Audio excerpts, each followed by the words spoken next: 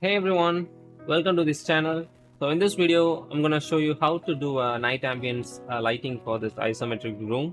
So this video is one of many parts from my isometric room course that I am offering, in which I have covered all the process from modeling to compositing and final animation. So if you are interested in this course, the link is in the description, you can check it out. Or if you are a total beginner and you want to learn the basics first, check out the beginner's isometric room tutorial series, which is available in my channel. You can follow that to get an idea about basics of Blender before moving any further. Okay people, without any further ado, let's get right into this video. So usually for isometric scenes, it's really efficient to create 3-point lighting setup. Here also I'm gonna try to create not essentially a textbook 3-point lighting, but something similar to that. Okay, now first of all I would like to set up the world lighting. So let's go to the world properties. So usually I would suggest to add a HDR image as an environment texture, just in case if your scene has so many reflective objects, so that it's just for the reflection. But our scene doesn't require that much, so you can see it doesn't really have so much reflective objects. So I'm gonna just add a solid midnight blue color with a strength value of 1. So you can copy the hex code. It is 1E273B. So this is the only thing that we are going to add to our world lighting. Let's start the lighting process by adding a sunlight. Shift A, go to light and add a sunlight. Let's move it up, something like this. Let's rotate this light in the x-axis for about 60 degrees or x60 and press minus for minus 60, something like this. So the moonlight seems to be coming from that direction. Let's give it a somewhat blue color. Again, follow the hex code if you want those same lights. A9BEFF. Now let me part this one and see the actual effects of the lights. So this is how currently it looks. So this is a very good base lighting. So we still need to do some changes to the sunlight before moving on to the main lights. We don't want this to dominate the scene so much. We need this to have a very subtle effect on our scene. So let's decrease the power for about 0.4. Let's also increase the angle to avoid any harsh shadows like the one you see here. So set the angle to 5.67. So this will provide us enough smoothness to the shadows. Okay, that's it for the sunlight. So we have all these small bulb objects you see here.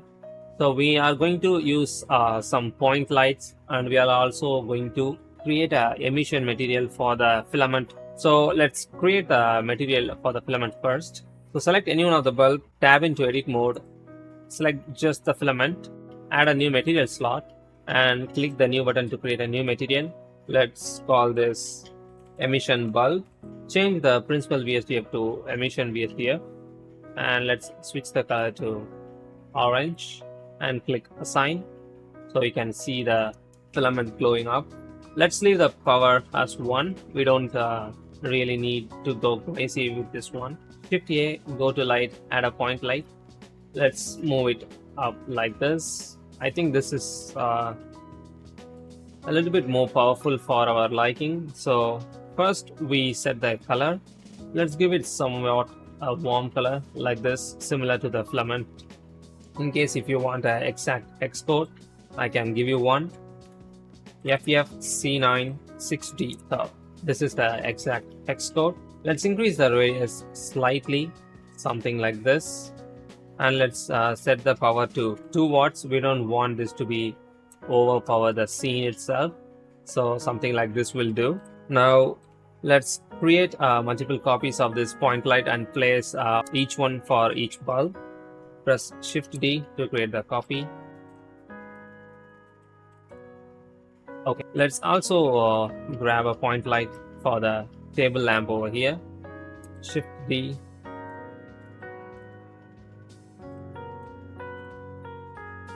Okay, something like this will do. Bring it down a little bit more. Yeah, this will do. Okay guys, the next step is to light the point of interest, in our case the viola. We need to add some light to highlight our hero asset, so we can't just leave it as it is. I'm going to add a spotlight to simulate a stage light kind of scenario, or more like a moonlight shining in a limited space, or shining through a limited space. I mean, let's bring in a spotlight. Press Shift A, go to light. Let's add a spotlight. Let's move it right above the viola.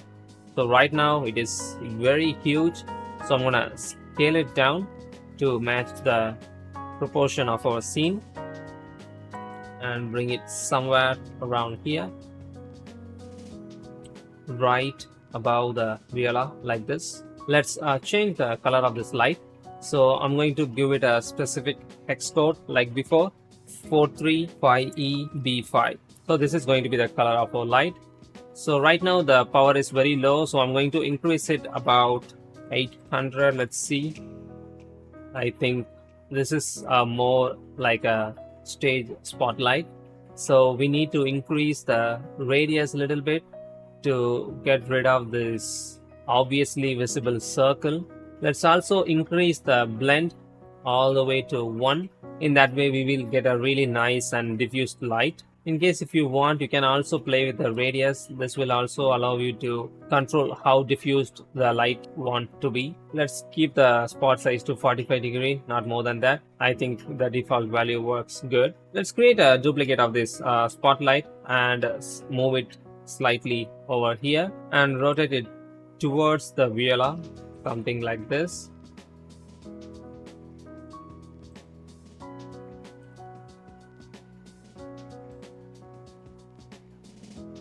So this is to simulate the light that is coming from the light bulbs. So right now the light bulb is just affecting the walls and the table. So I thought it would be a little bit more nice if it also cast some rim light to the viola and the chairs. So I thought a spotlight would do better. So right now it is set to blue color. So we are going to grab this color by pressing Ctrl C. And let's press Ctrl V to paste the color. So it is too bright. I think if we decrease this light to just 1/3 of this spotlight, it would be much more reasonable. So let's decrease the power to about 200 and let's see how it looks. I think it's much more reasonable. Also, you can see the light is intersecting with the walls, so we can decrease the radius, or you can move it just in this direction to avoid the overlapping. I will also like to rotate this spotlight and move it somewhere around here so that you can see the light is hitting this side of viola. So you can, if I hide this light, you can see this is without, and Alt H, and this is with the rim light. I think it adds much more life. It's more like the clashing of warm and cold lights. I think it always makes a really good composition. So one thing I want you to remember is we are doing stylized lighting. So don't try to think so much about real life scenarios like why there should be a rim light that is casting from the.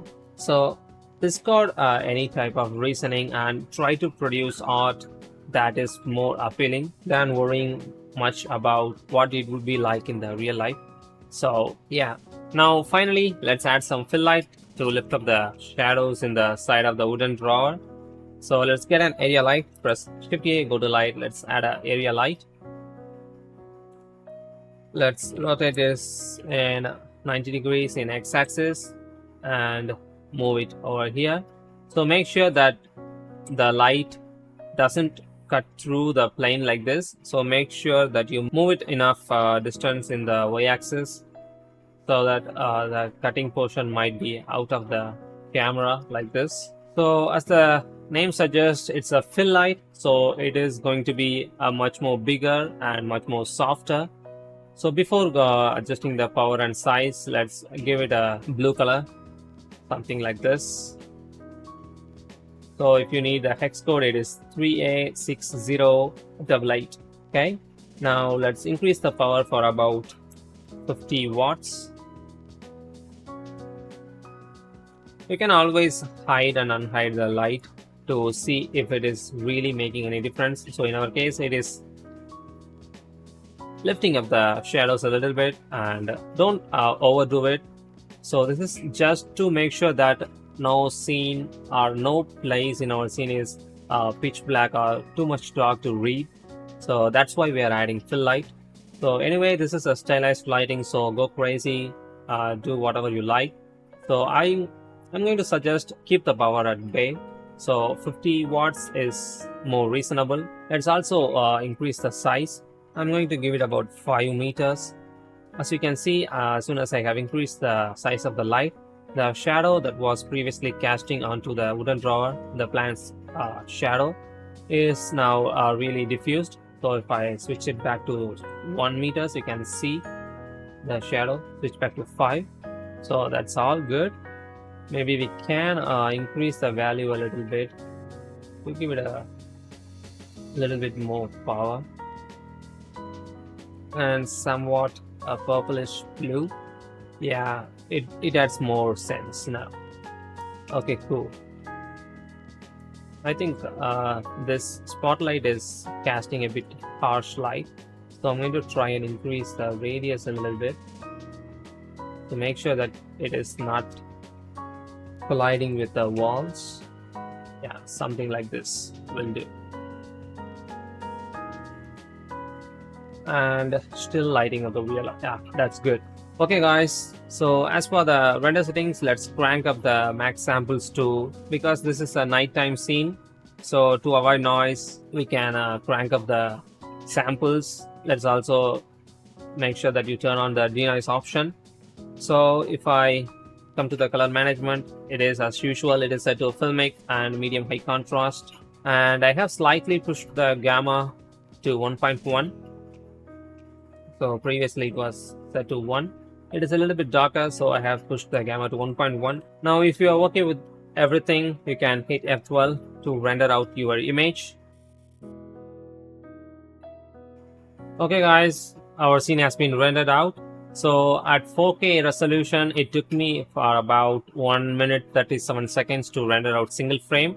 So I haven't actually touched the compositing settings at all. It is the same as the daylight setting.